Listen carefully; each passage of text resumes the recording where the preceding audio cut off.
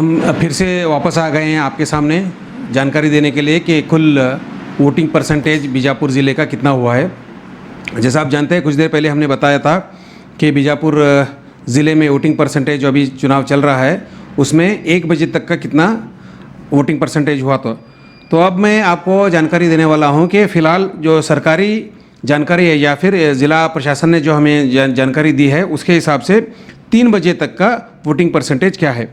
तो मैं सबसे पहले आपको बताता हूं कि कुल परसेंटेज जो पूरे डिस्ट्रिक्ट का है, कुल परसेंटेज 48% हुआ है, यानी 48.25% हुआ है कुल परसेंटेज पूरा ज़िले का।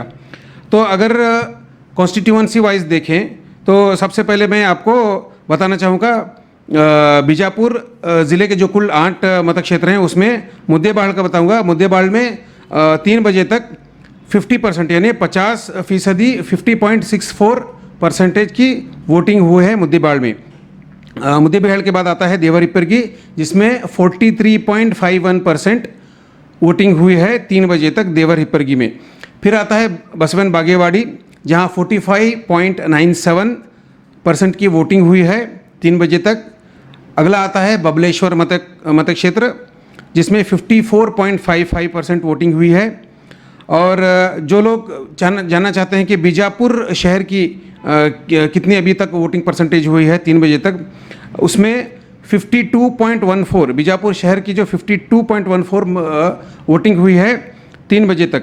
उसके बाद नागठान जो एससी रिजर्व कॉन्स्टिट्यूंसी है उसमें 44.71% वोटिंग हुई है।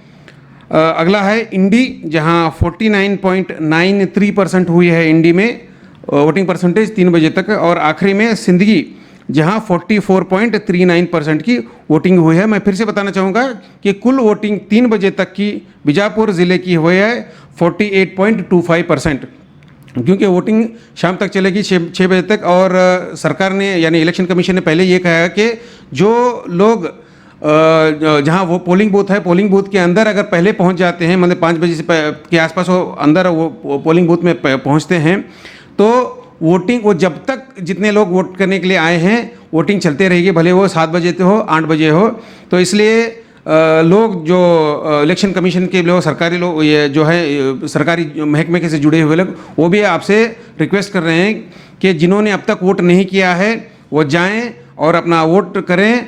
और जो पोलिंग बूथ है पोलिंग बूथ में जाके 5 बजे से पहले अगर आप जाके उसमें पोलिंग बूथ में रहेंगे तो उसके बाद आप वोटिंग करने का पूरा मौका मिलेगा। लेकिन एक बार वोटिंग करने का टाइम ख़त्म हो गया तो फिर आप वोट नहीं कर पाएंगे। इसलिए सबसे विनती है कि जिन्होंने अब तक वोट नहीं किया किसी वजह से तो जाएं, अपना वोट का अधिकार इस्तेमाल करें।